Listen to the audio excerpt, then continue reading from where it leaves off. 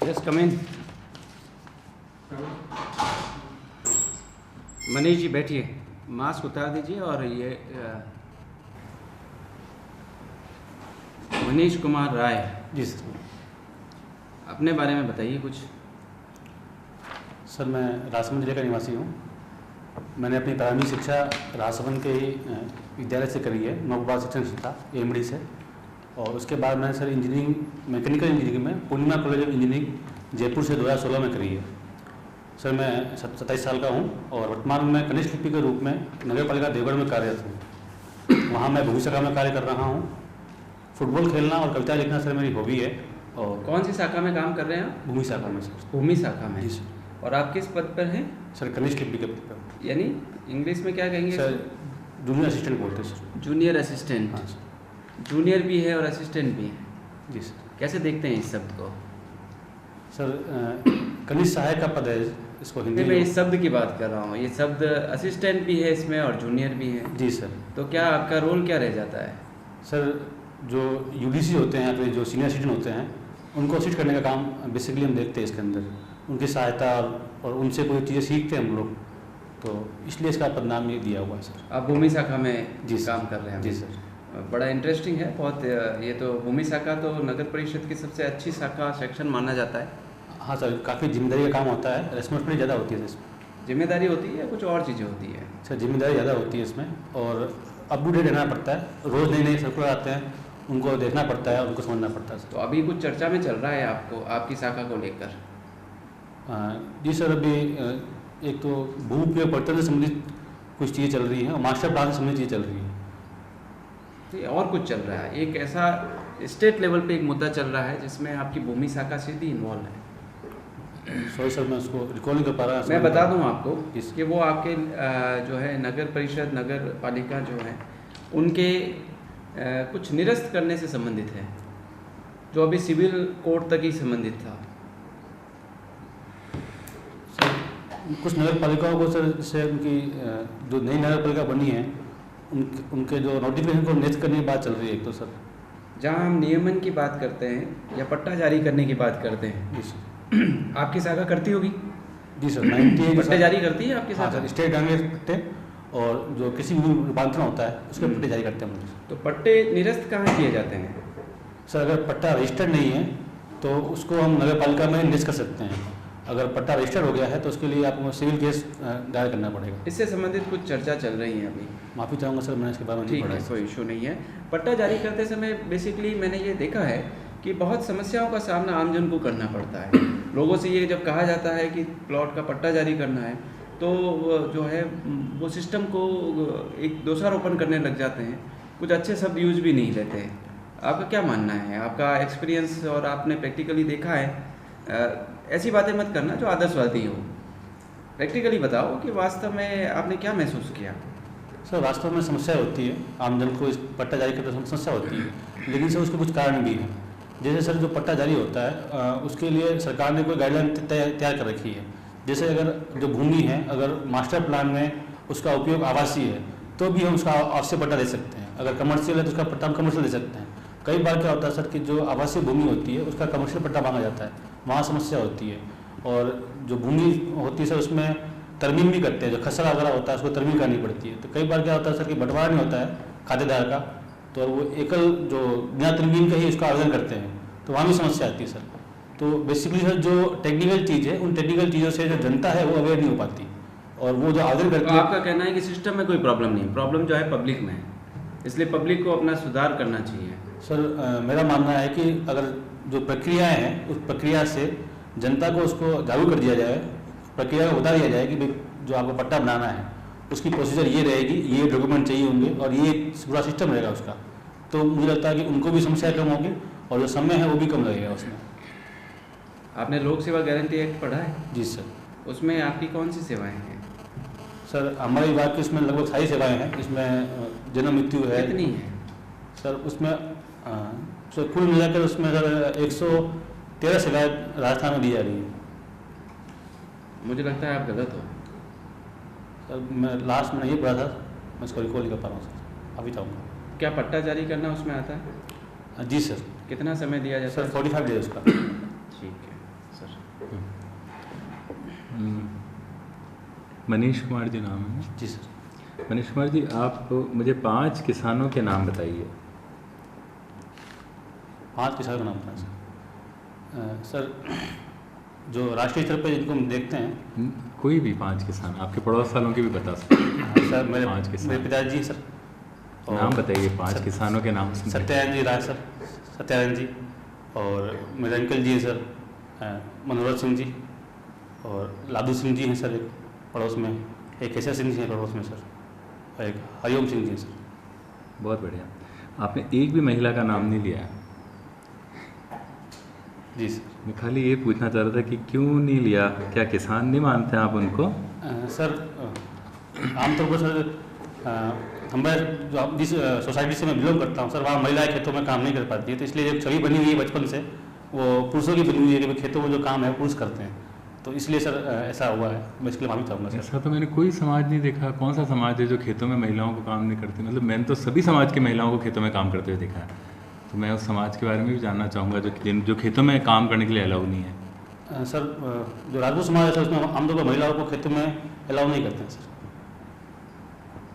अच्छा, पता नहीं, शायद मेरी कम हो इस बारे में जानकारी, पर मैंने राजपूत महिलाओं को भी खेतों में काम करते हुए देखा। तो मैं खाली बस ये जानना चाह रहा था कि ऐसी क्या बात होती है कि अपने दिमाग में इस तरह की छवि बनी रहती है ना, जो काम है उनको हम क्रेडिट नहीं दे पाते हैं। तो आपने कभी महसूस किया, आपके हिसाब से क्या वजह हो सकती है इसकी कि उस छवि को हम हटा नहीं पाते हैं? सर एक तो सर ये जैसे कि जो महिलाएं काम करती है उनको हम उसका वैल्यूशन उतना हम कर नहीं पाते हैं। जैसे हम महिलाएं जो घर में काम करती हैं, घर में जो बच्चों को संभालना, खाना बनाना, ये सारे काम है सर।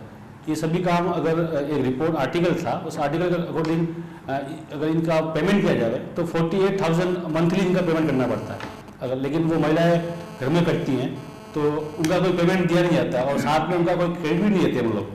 तो सर एक जो हम देखते हैं हमारा समाज है, पितृ समात्मक जो परिवार समाज चल रहा है, वो भी इसका एक कारण है सर। और दूसरा सर क्या, एक असंगठित तरह का कार्य होता है ये भी, तो इसलिए भी हम उसको क्रेडिट दे नहीं पाते हैं सर। अच्छा, दूसरा सवाल इससे थोड़ा सा आगे बढ़ाते हुए है कि आप अपना जो काम करते हैं ना, आप ज़मीन का और इसका काम करते हैं, इसमें आपको लगता है कि रजिस्ट्रेशन में अभी कितनी ज़मीन पे महिलाओं का हक होगा? कितनी रजिस्ट्रीज उनके नाम पे होंगी?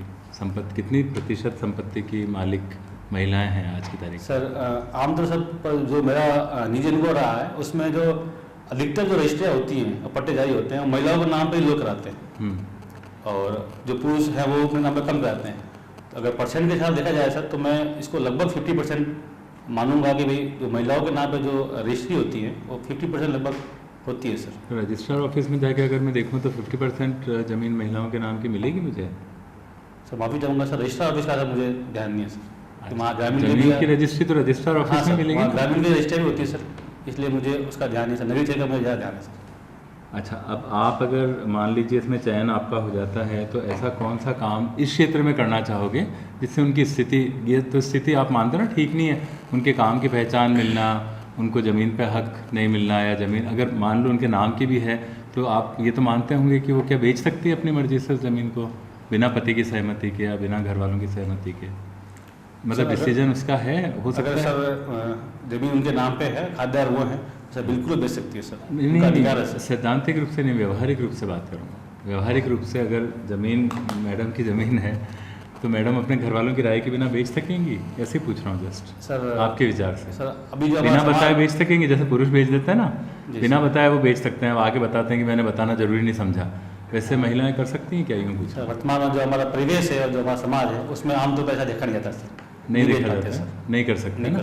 तो अगर आपका इसमें चयन हो जाता है तो क्या आप इस क्षेत्र में कोई ऐसा काम करना चाहोगे जिससे कि उनको थोड़ा सा निर्णय लेने में उनकी भागीदारी बढ़ जाए, है ना, और उनकी जो सामाजिक छवि है वो थोड़ी बेहतर हो जाए? तो आप किस तरह के काम करना चाहोगे? सर उसमें मैं 3-4 चीज़ें करना चाहूँगा सर। सबसे पहले सर कि जो महिलाओं का अधिकार है होता सर, आमतौर पर होता क्या है कि महिलाएं ये जान नहीं पाती कि हम किस तरह से इनको बेचेंगे। तो महिलाओं को यही पता नहीं होता सर कई बार कि भाई रजिस्ट्रार ऑफिस में जाना कैसे है, वहाँ डॉक्यूमेंट कौन से पेश करने हैं, तो इसलिए पुरुषों पे सर वो आश्रित हो जाती है। तो जो ये प्रक्रिया है, इस प्रक्रिया से उनको अवेयर करेंगे सर। उसके बाद सर जो उनकी खुद का जो अधिकार है उनसे उसको अवेयर करेंगे।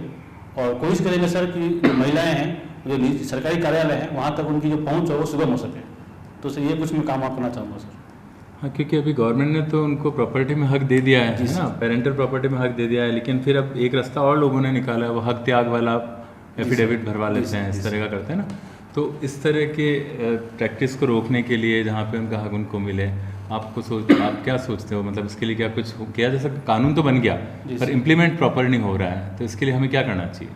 सर मुझे लगता है सर कि जब तक महिलाएं खुद अपने अधिकार के लिए अवेयर नहीं होंगी, तब तक उनको सर मिसगाइड और उनके अधिकार उनको नहीं मिल पाएंगे सर। तो मुझे लगता है कि शिक्षा एक बहुत अच्छा शस्त्र है, जिसके माध्यम से वो अपने अधिकारों को भी जान पाएंगी और जहाँ जहाँ वो पिछड़ी हुई है वो आगे आ पाएंगे सर। आप पुलिस लाइन में रहते हैं? जी मैडम। आपके जस्ट पास में किसी कहीं बिल्डिंग है किसी पुलिस लाइन के पास? मैडम कोई कॉलोनी? हाँ, कॉलोनी, कोई बिल्डिंग, कुछ है आपकी पुलिस लाइन के पास में? हाँ मैडम, एक तो जो खाद्य भंडार का एक नया बना है वो कॉलेज है मैडम पास में। हाँ, सेठ रंगा कोठारी के सेठ रंगा कोठारी महाविद्यालय महाविद्यालय मैडम कॉलेज कर पाते। चलिए, आप नगर पालिका देवगढ़ में? जी मैडम। राजसमंद डिस्ट्रिक्ट में कितनी नगर पालिका है? मैडम 3 नगर पालिका है, 1 नगर परिषद है सर। कौन सी बताएं? मैडम नगर परिषद राजसमंद, नगर पालिका देवगढ़, नगर पालिका आमेठ, नगर पालिका नाथद्वारा। क्या अंतर है दोनों? मैडम नगर पालिका और नगर परिषद? मैडम जो नगर पालिका और नगर परिषद का गठन किया जाता है उसमें कुछ आधार होते हैं। एक तो वहाँ की रेवेन्यू, वहाँ की जनसंख्या। तो जनसंख्या राजसमंद नगर परिषद की ज़्यादा है और देवगढ़ की और बाकी जो नगर पालिका हैं उनकी कम है। और इसके साथ ही मैडम जो रेवेन्यू सोर्स हैं नगर परिषद के और नगर पालिकाओं के, उनमें भी अंतर पाया जाता है। इसके अतिरिक्त मैडम एक चुंगी पुनर्भरण जब 98-99 में चलती थी, तो उसमें उस चुंगी का कितना अर्जन होता था, उनका रिसोर्स कितना था, उसके आधार पर भी इनका गठन किया गया मैडम।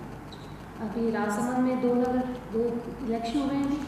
हाँ, हाल ही में 2 जगह इलेक्शन हुए कौन सी जगह? मैडम, नगर परिषद राजसमंद में और नगर पालिका देवगढ़ में। अच्छा, तो ये आपकी नगर पालिका और नगर परिषद जो भी है, इससे रिलेटेड कोई संवैधानिक अमेंडमेंट हुआ था, संवैधानिक संशोधन जिससे इनको मान्यता मिली, या ये स्वतंत्रता के बाद से ही चल रहे हैं, 1950 के बाद से? मैडम 1959 से स्वायत्त शासन और जो स्थानीय निकाय का आरंभ किया गया था, लेकिन 73वां और 74वां संविधान शोधन हुआ था। नगर पालिकाओं के लिए 74वां संविधान शोधन था, उसके बाद से इनको संवैधानिक मान्यता मिली मैडम। अच्छा, 73वें में क्या? 73वें मैडम जो पंचायती राज है उनको मान्यता दी गई। अच्छा, और पंचायती राज की कितनी संस्थाओं को बताया उसमें? त्रिस्तरीय व्यवस्था की मैडम की गई इसमें, जिसमें पंचायत और उसके बाद से पंचायत समिति और जिला परिषद, ये त्रिस्तरीय व्यवस्था बनाई गई मैडम। चलिए, एक मैं आपसे पूछना चाह रही थी कि जैसे आपने कहा कि आपकी फैमिली में है वो खेती में नहीं जाते हैं और चलो घर का काम करते हैं। अगर सपोज आपकी मिसेज है जो जॉब भी करती है, घर का काम भी करती है, अब आपकी फैमिली जैसे कि आपने बताया ट्रेडिशनल है, और आप अगर उनकी हेल्प कराते हैं तो आपकी मदर को प्रॉब्लम होती है कि नहीं ऐसे नहीं, ये इसी का काम है, यही करेंगे, उस स्थिति में आप क्या करेंगे? किसका फेवर करेंगे? मम्मी का लेंगे पक्ष या अपनी मिसेज का पक्ष लेंगे? मैडम मुझे लगता है कि मैं मम्मी को और मेरी फैमिली को कन्विंस कर लूँगा, क्योंकि मैडम मैं अभी भी मम्मी की भी हेल्प कराता हूँ, और अगर इन फ्यूचर अगर ऐसा होता है मिसेज के साथ भी हेल्प करता हूँ, मिसेज की हेल्प करता हूँ, तो मुझे लगता है कि उसके लिए फैमिली कोई ऑब्जेक्शन भी नहीं करेगी, क्योंकि अभी भी मम्मी की, दीदी की जब भी घर में होता है तो मैं खाना बनाने में और जो भी घरेलू काम है उसमें हेल्प करता हूँ। तो मेरे लिए मैडम ये आसान होगा, और ऐसा कोई बात मुझे लगता नहीं मेरे घर में से आएगा मैडम। अच्छा, जैसे आपने बताया कि आपने बताया कि अगर महिलाओं को सैलरी दी जाए घरेलू काम की तो वो काफ़ी अमाउंट बढ़ा है, तो अब वो महिलाएं जो जॉब भी कर रही है और घर का काम भी कर रही है, तो उनके लिए तो बहुत ज़्यादा प्रॉब्लम्स हो गई, क्योंकि दोनों जगह फेस कर रही है। तो आपके सामने अगर कोई ऐसी कंडीशंस दिख रही है कि आपने अपने घर में तो करी है, कहीं आपको दिख रहा है कि ऐसे बहुत ज़्यादा हो रहा है, सब कुछ होने के बाद भी उस पर बहुत ज़्यादा उसको मतलब अत्याचार किए जा रहे हैं, तो ऐसी स्थिति में आप क्या करें? मैडम सबसे पहले तो जो दूसरा पक्ष है, जब जो पुरुष है, जब तक मैडम उनको ध्यान नहीं लगेगा कि भाई इस काम की वैल्यू इतनी है या इस काम को करने की जिम्मेदारी इस तरह की है कि टाइम पे सब चीज़ होनी चाहिए, आपका खाना, नाश्ता, बच्चों के कपड़े, स्कूल, तो जब तक मैडम वो वैल्यू उस पुरुष को पता नहीं चलेगी, वो उस महिला की वैल्यू है उसका मैं तो समझेगा नहीं, तो मुझे लगता है मैडम कि जब तक हमें फर्स्ट काम ही करना चाहिए, जैसे जो आर्टिकल मैंने पढ़ा उसके बाद से मैंने इस चीज़ को समझा कि भाई इस काम की इतनी वैल्यू है, तो ऐसे आर्टिकल, ऐसे सामाजिक कार्यक्रम, जागरूकता कार्यक्रम हमें और करने चाहिए ताकि जो वो उस काम का वैल्यूएशन है वो वास्तव में लोगों को पता कर सके। अच्छा, बाकी सब लोग इस बात को समझते हैं, आपको क्या लगता है वर्तमान में सभी लोग समझते हैं इस चीज़ को? मैडम मुझे लगता है कि सभी नहीं समझते हैं, लेकिन धीरे धीरे जैसे जागरूकता बढ़ रही है और इस तरह से जो प्रोग्राम सरकार के हो रहे हैं और जागरूकता फैलाई जा रही है सरकार की तरफ से, तो ये चीज़ें बढ़ रही है और मुझे उम्मीद है मैडम कि धीरे धीरे हम जो लक्ष्य हमने निर्धारित कर रखे हैं, जो हम सोचते हैं वहाँ तक हम पहुँच जाएंगे। Thank you. मनीष जी, आपने कविता, हिंदी कविता लेखन और सुनना लिखा है। एक कवि का हृदय तो उन्मुक्त होता है, स्वतंत्र होता है। आप ऑफिस में जॉब कर रहे हो, आपने देखा होगा कि सरकारी नौकरी में तो बहुत सारी बंदिशें होती हैं। आपको जैसे आज इच्छा हो जाए 15 दिन कुंभ में जाना है, तो आपकी छुट्टी स्वीकृत हो ना हो, तो आप इतना अच्छा बैकग्राउंड है टेक्निकल, आप अपना खुद का फील्ड कर सकते हो, अच्छा बिजनेस कर सकते हो, उसके बाद इस बंदिशों की नगरी में वापस इस प्रशासन में क्यों आना चाहते?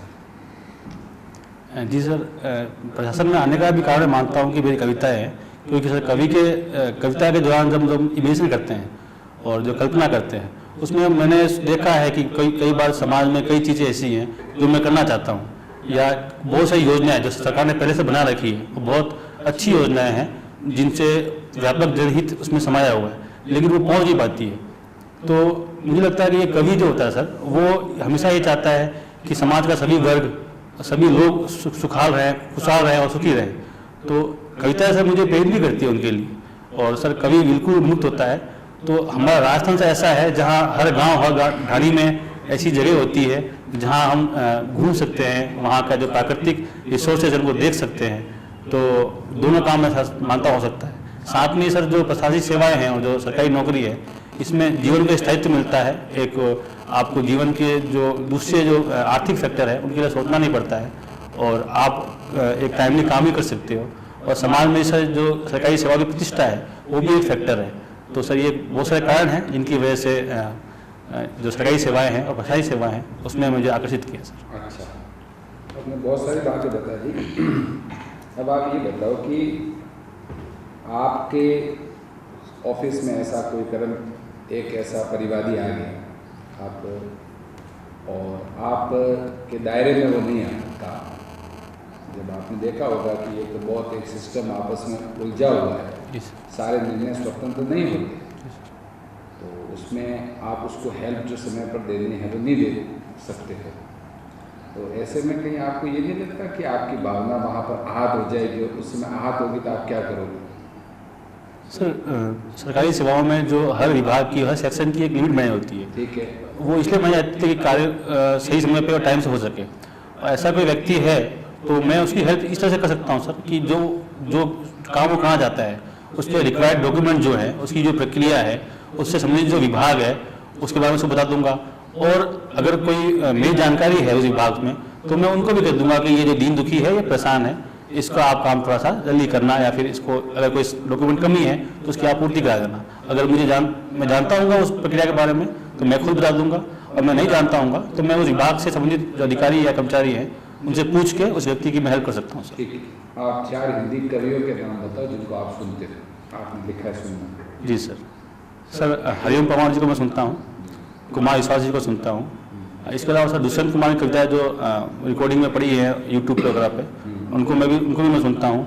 और एक संपत सरल जी हैं, उनको भी मैं कभी कोई सुन लेता हूँ सर। एक प्रश्न है, हरिओम पवार, संपत सरल और ये जितने भी आपने नाम लिए, पिछले 40-50 वर्षों से ये कविताएं गाते हैं कवि सम्मेलनों में, लेकिन इनकी एक भी कविता को किसी भी देश के पाठ्यक्रम में शामिल नहीं किया गया। गंभीर प्रश्न है कि हरिओम पवार जी देशभक्ति के वर्तमान में ओज कवि में नंबर 1 आता है, लेकिन उनकी एक भी कविता को राजस्थान ही नहीं पूरे देश के किसी भी पाठ्यक्रम में शामिल नहीं किया गया। क्यों? सर हरिओम पवार की जो कविता होती है वो सदैव मैंने जो देखा है, मैक्सिमम कविताएं उनकी व्यवस्था से उलट होती है। वो व्यवस्था में जो कमियां हैं, जो लूप होल्स हैं, उन पर कविताएं लिखते हैं। तो सर मेरा मानना है कि कोई भी सरकार या कोई भी जो बॉडी है वो उस लूप होल को स्वीकार तो कर सकती है, लेकिन सर डॉक्यूमेंटली और किसी पाठ्यक्रम में उसको स्वीकार करना मुझे लगता है कि वो कोई स्वीकार करेगी। हालांकि जो कमियां वो बताते हैं उन पर सरकारें काम करती हैं और कई बार उनको उजागर भी करती है और उन पर काम किया जाता है, लेकिन उनको शामिल किया जाना मुझे लगता नहीं कि मतलब कोर्स में इस तरह का कोई सरकार चाहेगी इसको करना सर। अच्छा, तो हरिओम बाबा जी बार बार पाकिस्तान के और कश्मीर के बारे में खूब लिखते हैं कविताओं में। पाकिस्तान द्वारा इतनी बार भारत की वार्ताओं के बावजूद, इतनी सारी अच्छी पहलों के बावजूद हर बार 2 साल 3 साल में ऐसी एक बड़ी घटना कर देते हैं जिससे हमारे देश की भावनाहट होती है। तो क्या भारत को आर पार की नीति कर लेनी चाहिए या ये बार बीच बीच में जो पहल करते हैं ठीक है? सर मुझे लगता है किसी भी समस्या का समाधान युद्ध नहीं हो सकता और कोई भी समस्या का समाधान टेबल में बैठ के ही किया जा सकता है। हम पाकिस्तान को दूसरे जो मोर्चे हैं, आर्थिक रणनीतिक मोर्चे हैं, वैसे मोर्चे हैं, उस पर दबाव बना के ही उसको बिल्कुल सभी तरह से अलग थलग करके ही हम उस पर जीत सकते हैं और उसे हम काबू कर सकते हैं। युद्ध सर क्योंकि भारत भी विकासशील देश है, पाकिस्तान भी विकासशील देश है और जो आर्थिक गतिविधियाँ अभी वर्तमान में चल रही है, विश्व में एक मंदी की सुगबुगाहट है, इस ऐसे समय में अगर हम युद्ध पे ज़्यादा खर्च करते हैं तो इससे एक हमें आर्थिक क्षति भी होगी और देश का विकास रुक सा जाएगा। तो अगर हमारे पास दूसरे विकल्प हैं जिससे हम उस चीज़ों पर कंट्रोल कर सकते हैं तो मुझे लगता है कि हमें पहले उनको पढ़ना चाहिए। तो एक अंतिम प्रश्न है मेरा कि आप मेवाड़ से बिलोंग करते हो, मारवाड़ और मेवाड़ दोनों घरानों से संबंधित एक प्रसिद्ध भक्त चरित्र हुआ है मेला, जिन्होंने बड़ा सा काव्य भी लिखा है, उसका नाम बता सकते हो? Madam sir sorry sir, Meera ji का कह सकते हैं कि अब आप मीरा जी का कोई एक पद सुना सकते हो, 2 पंक्तियाँ कोई भी? आप चूँकि कविता लेखन आपने हॉबी लिखी इसलिए पूछ रहे हैं, 2 पंक्तियाँ कोई भी। हाँ सर, माफी चाहूँगा सर, रिकॉल नहीं कर पा रहा हूँ, मैंने पढ़ी है सर लेकिन मैं अभी रिकॉल नहीं कर पा रहा हूँ सर। ठीक है। BTech mechanical engineering, junior assistant, कविता लेखन, फुटबॉल खेलना, बहुत वैरायटी है आपके चरित्र में। मुझे लगता है कि आप प्रशासनिक सेवा में जाना चाहोगे। जी सर। क्या करोगे इतनी सारी वैरायटीज़ जो है आपकी, उस करेक्टर को जो एडमिनिस्ट्रेटिव का पार्ट होगा उसको कैसे मजबूत करेगा?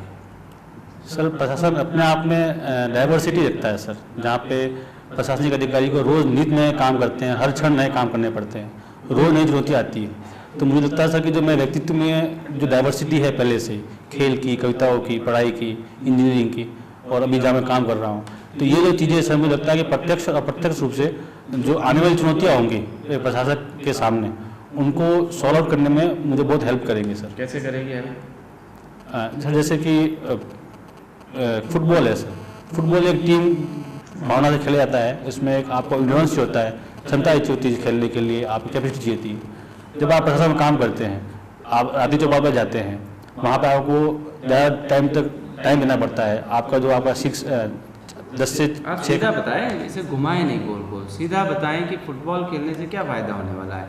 मुझे लगता है फुटबॉल जब हम खेलते हैं, टीम होती है 2, एक टीम दूसरे टीम की तरफ आक्रामक रूप रखती है, लीडर जो होता है या अच्छा खिलाड़ी होता है वो लीड लेना चाहता है, वो चाहता है कि मैं ही हीरो रहूं, मैन ऑफ द मैच रहूं, तो वो अपना व्यक्तिगत प्रयास करता है। तो ऐसे में आपके प्रशासन में आप फिर व्यक्तिगत प्रयास करने लग जाओगे फुटबॉल को लेकर? नहीं सर, फुटबॉल में साथ में सर एक टीम आना भी होती है और एक लक्ष्य होता है जीतना। तो प्रशासन में कोई लक्ष्य प्राप्त करना है, जो टारगेट मिले उनको प्राप्त करने के लिए जब तक पूरी टीम काम नहीं करेगी वो लक्ष्य हम प्राप्त नहीं कर पाते हैं।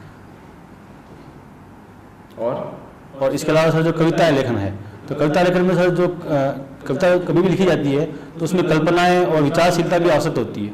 तो जब प्रशासन में हम काम करते हैं तो कई बार हमको योजना बनाने से पहले उस जो कौन चुनौतियाँ आएंगी उनकी कल्पना करनी पड़ती है, कौन से समाधान कैसे होंगे उनको देखना पड़ता है, तो वो चीज़ें काम आएंगी सर। मैंने इंजीनियरिंग कर रखी है, वहाँ मैंने टेक्निकल नॉलेज भी लिया हुआ है और वहाँ पे अलग अलग सब्जेक्ट पढ़े हुए हैं, वो सब्जेक्ट भी प्रत्यक्ष अप्रत्यक्ष रूप से मुझे प्रशासन में हेल्प करेंगे।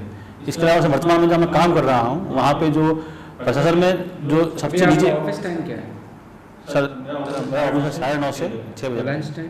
सर 1-1:30 बजे होता है सर, 1:30 से 2 का। 1:30 से 2 का? जी सर। आपको पता है सामान्यतः ये शिकायत होती है कि ऑफिस में मिलते नहीं हैं, और जबकि हम ये जो इसमें सर्विस के पार्ट पे हम जो लोग बैठे हैं वो ये कहते हैं कि हमारे पास काम का बर्डन बहुत है। पब्लिक ये ग्रीवेंस लेके बैठी है कि ये टेबल पे मिलते नहीं हैं, और आप दूसरी तरफ बात कर रहे हो कि कविता लेखन के लिए, फुटबॉल खेलने के लिए आपको समय मिल जाएगा। मुझे लगता है इसमें कोई तारतम्यता नहीं है।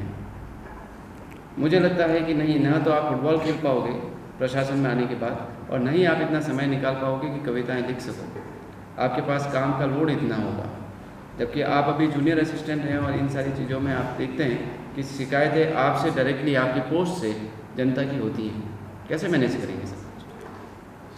मुझे लगता है कि जो शिकायतें होती है वो इस वजह से होती है सर, क्योंकि हालांकि हमें मानते हैं कि जो सरकारी कर्मचारी हैं उन पर काम का बर्डन होता है, लेकिन क्योंकि सर अगर वो काम का विभाजन कर लेंगे कि मैं इस दिन ये काम करूँगा, इस दिन ये काम करूँगा, या फिर दो अलग जगह बैठते हैं तो मैं इस दिन यहाँ बैठूँगा, और वो सूचना जनता को मिल जाए तो वो शिकायत दूर हो सकती है।